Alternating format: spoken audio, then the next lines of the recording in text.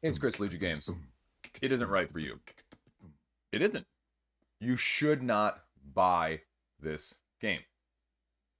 I mean, that's what you need to hear, right? That's what you want me to tell you. If you're like me and you look in the Board Game Geek comment sections for critics of games to convince myself not to buy them, or you look for those criticisms so that you find out that those criticisms aren't issues for you, so that then you feel like, okay, maybe this is actually for me. Why are we talking about this? Because we're talking about whether or not you should be backing Final Girl Series 2. Let's take a look. And let me tell you why it's not probably right for you. Or maybe it is. Look, stop me if you've heard this one before. Final Girl Series 2, $1.5 million. Everybody's clamoring about it. It's on the hotness. You need to know about it. Everyone's posting on it about social media. This game is cool. This game is awesome. I love it. It's sweet, man. The grass is always greener effect, especially on a Kickstarter crowdfunding game that is striking while the iron is hot when people have just received their previous game iteration, version, edition, whatever it may be. Oh, other people are having fun with it. Therefore, it must be fun. Therefore, I want to think I can have fun with it as well. Ever found yourself saying that or thinking that? All the freaking time I am in that comment and I do not like it, but I'm saying it anyway. If that is how you are looking at Final Girl right now, you need to be aware that that is a true thing. The grass is always greener on the other side. Second reason, this is a solo game. This is a solo game. This is a solo game. Stop me if you've heard that one before. This game, as a solo game, is not going to make you a solo gamer. If you are not already a person who enjoys playing games solo, this is probably not going to be the game that gets you into doing that. I'm going to get this game and I'm going to start playing solo because, I'm not doing it now and I've never done it before, but by golly gee, I'm going to make it happen. No, you're probably not.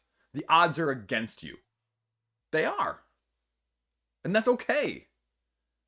But you don't buy, $165 or $209 or 299 freaking Hyperspace Kraken dollars worth of game to convince yourself to solo game.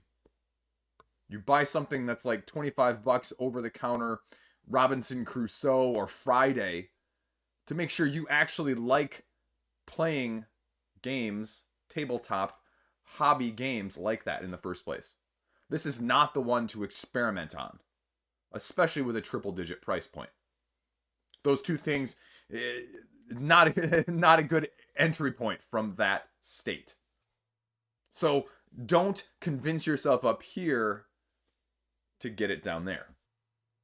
The third point is, let's say you are a solo gamer, right? There's plenty of people out there that are. I mean, look at this. We got almost 8,500 people doing it right now. And that's cool. But how many of you also have insert other big solo game name here? Right? How many of you have a copy of Too Many Bones? How many of you played through Too Many Bones? How many of you have more Too Many Bones coming?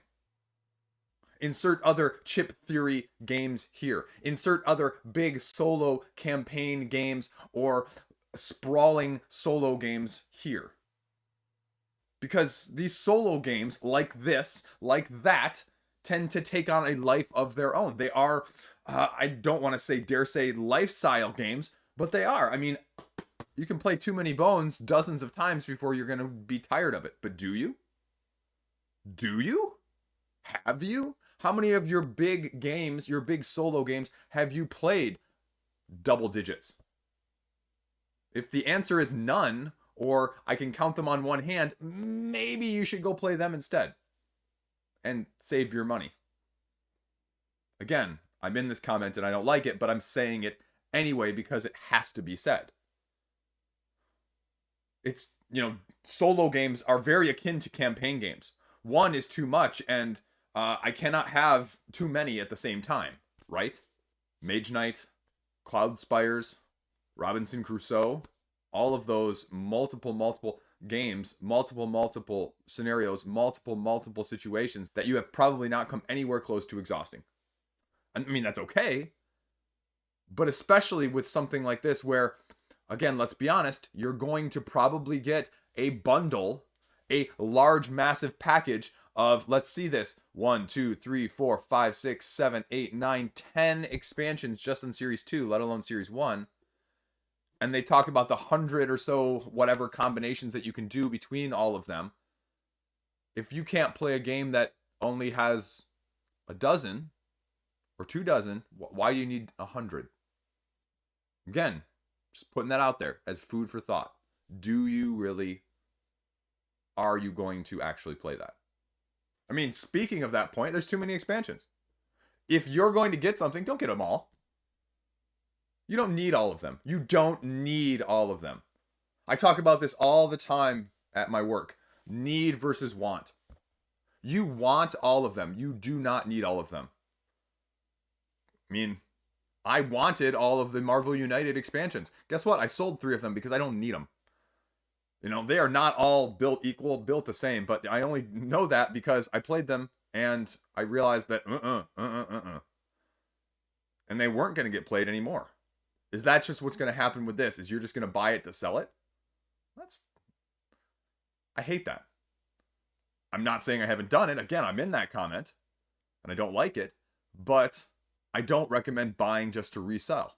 Last up, okay, Chris, I don't have many solo games. Chris, I'm okay with getting a bunch of expansions. Chris, I play solo all the time. I love solo. Do you like luck? Do you like rolling dice?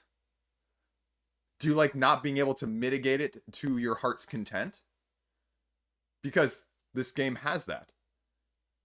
And I know a lot of those other solo games that I mentioned are much more strategic, less tactical, less random, less chaos.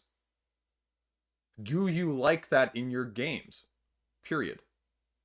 If you don't like the swinginess, if you don't like the ability to just kind of get SOL at times, which again, doesn't bother me, but it does to a lot of other people. If you don't enjoy that, again, maybe this isn't the game for you. Maybe there's something else out there, like previously mentioned, Mage Knight, Star Trek Frontiers, something along those lines.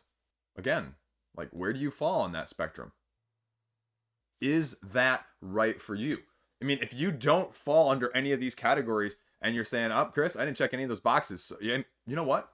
Great. Maybe this game really is for you. Maybe you have Series 1 and you're getting more Series 2 because this was your most played game in the last month or two. Because you absolutely love it. And you know what? It's okay. But one thing I don't want to hear is buyer's regret, buyer's remorse. Because I see it very seldom on the other side of passer's remorse, if you will. I have very few games on my list of things I go, man, I wish I would have backed that game.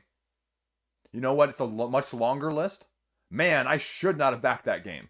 Man, that game is no longer in my collection that I crowdfunded. Which side is better to err on? There you go. Those are my 5 thoughts on maybe this game isn't right for you. Also, help me come up with a clever title for this series. I'm trying not to emulate all of the other ones that are out there. 5 reasons you should not back this game. I mean, I can do that. I've done it before. Is it right for you? Not catchy enough. What do you think? Should you back? Kind of generic. This game isn't right for you? 5 reasons? I don't know. You know what I'm saying, though. Either way, take a hard look. Because there's always another game coming. There's always grass is greener down the line. Is this grass right for you, though, right now? There you go. Final Girl Series 2 on crowdfunding Kickstarter right now. If you're interested, though, check it out. Thanks for watching. Stay classy. More where this came from. February, I'm telling you, February is going to be a month to... There's a lot of stuff going on in February. It's going to be a busy month. It's going to be a very busy month in crowdfunding.